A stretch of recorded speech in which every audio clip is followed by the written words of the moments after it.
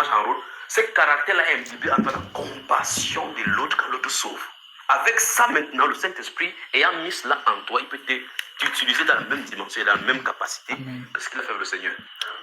Donc vous comprenez donc que le but du Seigneur Jésus, c'est pas de te donner la bénédiction. Parce que tu es déjà béni. Il y a l'héritage des saints. Le but du Seigneur Jésus-Christ, ce n'est pas qu'on prie pour avoir la bénédiction. Le but pour lequel le Seigneur Jésus-Christ est ressuscité de mort, c'est qu'on réplique lui et sa fonction. Voilà. Qu'on le réplique. C'est-à-dire qu'on le multiplie. Jésus doit nous photocopier. Et quand on photocopie, comme ça, sur la machine de la parole, on sort exactement les Jésusons. Dis à quelqu'un, espèce de Jésusons. Très bien. Pensez-y là maintenant, pensez-y. Regardez, toute la création a été créée par la parole de Dieu. Mais il y en a deux qui ont été engendrés. Il y a Jésus et le né de nouveau. Pensez-y. Conformément à son image. Il a été engendré par la parole. On dit que ce n'est pas la même parole, même sémence, même nature, même famille. Celui qui sanctifie et ceux qui sont tous issus d'un seul.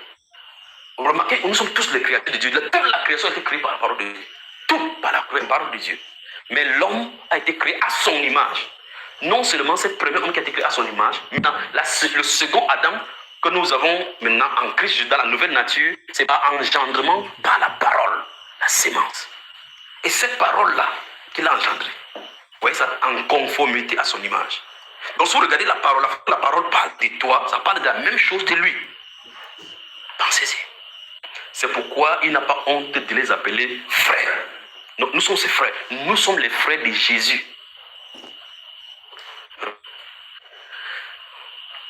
Il veut qu'on soit les photocopies de Jésus. Amen. Il veut qu'on soit les photocopies de Jésus. Amen. Vous pouvez imaginer qu'il dit à quelqu'un que je dispose favorablement le ciel en votre faveur. Il dit que tout pouvoir m'a été donné. Comme le Père m'a envoyé, je vous envoie. Pensez. Ça veut dire que quand il dit, il dit, regardez bien, il ne dit pas seulement je vous envoie, il dit comme le Père m'a envoyé. Donc la mission que j'ai été incombé, c'est la même mission que je vous octroie. Il dit que si vous voulez voir comment votre mission est, regardez comment ma mission a été. Quelle était sa mission? Première, donner sa vie pour sauver les gens. Quelle est notre mission? On va aller sauver les gens, même si en donnant la vie, donner le nôtre. Nous prêchons pour que les gens aient la vie éternelle. Il est venu pour qu'on ait la vie éternelle. On meurt à nous-mêmes, dans la conformité de notre nature, de notre style de vie, parce qu'on veut plaire au Seigneur en faisant la mission. La commission, c'est quoi? Aller faire les tours des nations des disciples. Comment on fait les nations des disciples? Les engendre par la parole. Même chose.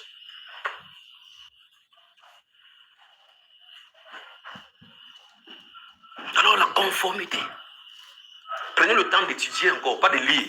C'est-à-dire le temps d'étudier Éphésiens chapitre 4.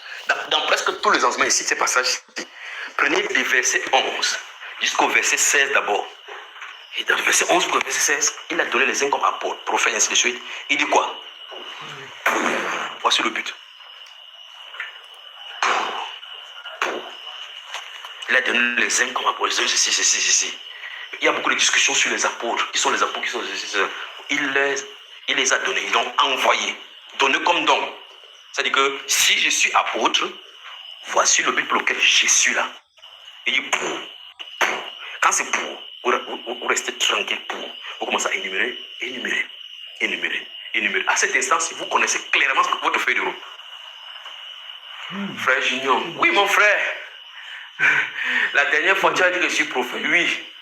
Ouais, je vais prophétiser quand il va venir ouvrir ta soupape pour prophétiser dans ta bouche. Bon, maintenant, vous m'appelez dans l'élève, la prochaine fois, vous dites comme ça, il dit que non, je t'enlève encore prophète. Il ne parle plus. Vous entendez cela? Or, ce qu'on fait là, c'est pour t'aider à te retrouver ton sentier. La même chose, Timothée a eu des problèmes. On a mis la main sur lui, le Saint-Esprit est venu sur lui. Il a reçu la formation pastorale, assidue avec Paul. Dans les prisons, dans les manques, dans les centres de la terre, il connaissait donc le caractère que doit porter un évangéliste, il avait. Le caractère que doit porter un serviteur de Dieu, il les avait totalement. En plus, il avait été équipé du don. Le don qui l'accompagne. Il arrive quelque part, il regarde l'humanité le frère. Il voit un docteur de la loi qui est à la barbe comme ça, il dit, mais celui-ci a le doctorat. Il s'en va marcher avec Paul. En plus de ça, j'ai une infirmité dans la chair. C'est que je ne suis pas totalement juif comme eux. Moi, je suis un moitié. Ils vont dire que tu n'es même pas circoncis. Qu'un païen comme ça, tu veux nous enseigner quoi. Moi, je suis né dans la Torah. Il avait ça. Paul dit, hey, ce n'est pas l'esprit de timidité que Dieu nous a. Donc, il y a un esprit qu'on donne. Mais il dit que c'est l'esprit de force. Il ranime le don que tu as reçu. Ça suppose donc que le don spirituel est pour le corps spirituel, ce que le muscle est pour le corps charnel. Vous n'avez pas votre muscle, ça va s'affaiblir. Les papas disent souvent que ça va s'atrophier. Mais c'est ça. Le don peut être exercé. L'eau ne doit pas stagner, parce que si ça stagne, ça va être infect. Il faut que ça coule. Quand ça coule au fur et à mesure, la source produit et ça nettoie les balures, enfin, les parties sales. Vous voyez? Et quand l'eau coule maintenant, ça finit par produire l'eau douce. Ça ne doit pas stagner. Vous avez un don spirituel. C'est pour exercer. C'est pour exercer. Regardez dans le livre de Luc, quand le Seigneur Jésus donne les talents à toutes ces personnes-là, 5 à ceci, 4 à ceci, 3 à ceci, 1 à ceci. Il dit à chacun selon sa capacité. Vous remarquez très attentivement que dans ces livres de Luc-là, il donne 4 à quelqu'un, 5 à quelqu'un, 1 à quelqu'un. Il sait, lui qui donne, il sait que tu es capable de tenir 1. Donc il s'attend à ce qu'avec ce 1-ci, même s'il attend que tu donnes 1, tu lui donnes 1, il sera content de toi parce que tu as été fidèle dans le domaine dans lequel tu as été confié. Celui-ci 5, tu as été fidèle dans le domaine.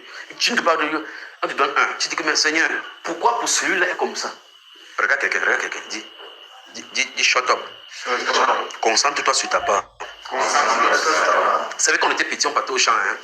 C'est quand tu grandis que tu comprends ces choses-là. Quand on part au champ, je vois la machine, je limite la machine comme ça. Oh, on avait une machine comme ça, ça allait devant comme ça là. Je viens comme ça au champ, on te dit, la tante chez qui nous habitait, on va au champ, il dit qu'on va traverser jusqu'à l'arbre qui est devant. Quand, petit, comme avec l'énergie, la niaque, il croit que quand tu cours au stade, tu joues au long parce que les joueurs ne me fatiguent pas, c'est la même chose avec le champ. Et ma soeur, il dit jusque là-bas, il dit, regarde, mais traverser, il va aller dans l'arbre là, il dit, arrive d'abord dans l'autre arbre qui est devant. Arrive d'abord dans l'autre arbre qui est devant. Tu commences, tchac, et parce que quand il nettoyait, il me nettoyait que ce soit propre, parce que on te dit qu'il y avait l'herbe, il n'y a pas. Tu te tape, tu fais tap. Dis à ton voisin que ton corps n'est pas le moteur. Ça a une loi de fatigue. Donc ça atteint le maximum. Quand la fonction atteint le maximum, ça commence à dégraisser. Tu commences avec l'énergie du matin, souvent on partage avec le banane malaxé dans le boîte de beurre, on met ça en bas, le bananier, on tourne comme ça, on met l'eau là-bas, on creuse, on met. C'est le cartouche chez Bandit là-bas. Fait tac, quand le soleil sort, on passe à soi là-bas, on commence à faire le commentaire. Quand on entend que le commentaire est dur, on ne peut plus quitter là-bas. Ça dit que le corps ne peut plus aller travailler.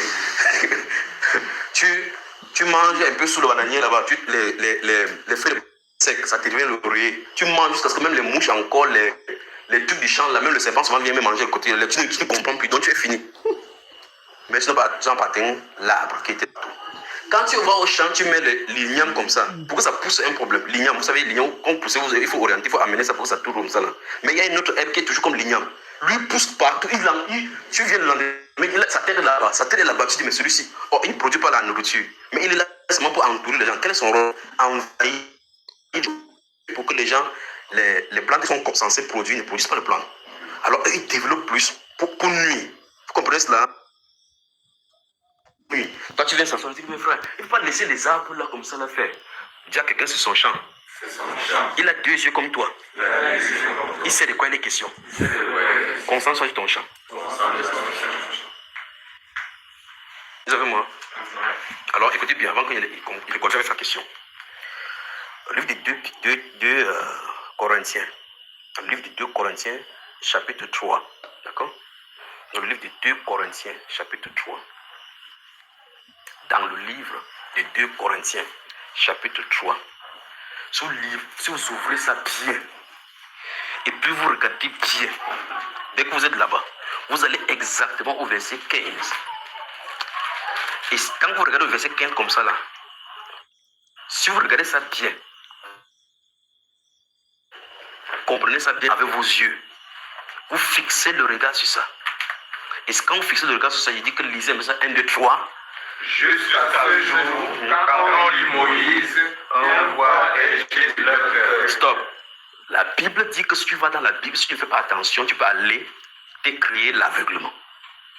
La Bible dit que jusqu'à ce jour, il dit quand on lit Moïse, la Bible peut être un sujet d'aveuglement pour ceux qui sont censés être aveugles. Vous voyez ça, frère?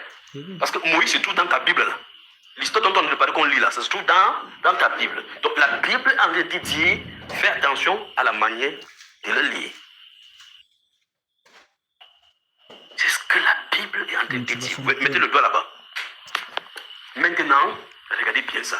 Si vous ouvrez dans Apocalypse, au chapitre 1, et quand vous lisez le chapitre 1, vous allez comme ça là, vous plongez le regard, comme ça, au chapitre 1. Vous regardez, vous zoomez sur le verset 3. Vous zoomez. Vous regardez attentivement le verset 3. Et vous entendez ce que ça dit ici. Heureux celui qui lit et ceux qui entendent les paroles de la prophétie et qui gardent les choses qui y sont écrites. Car le temps est proche. Donc le temps est proche. Donc ça veut dire que la Bible dit qu'il y a ces événements qui sont dits sur le temps dans lequel nous vivons. Que les choses, des événements qui se trouvent autour de nous sont codifiés à l'intérieur. Et ici on dit que heureux ceux qui Heureux celui qui lit et ceux qui entendent. Donc stop. Donc les paroles de prophétie écrites et qui gardent ces choses qui sont écrites. où?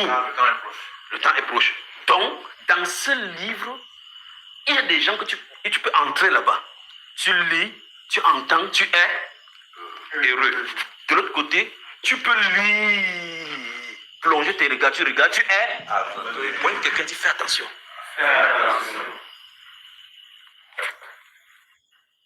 Donc la Bible est faite pour libérer, la Bible est faite pour condamner.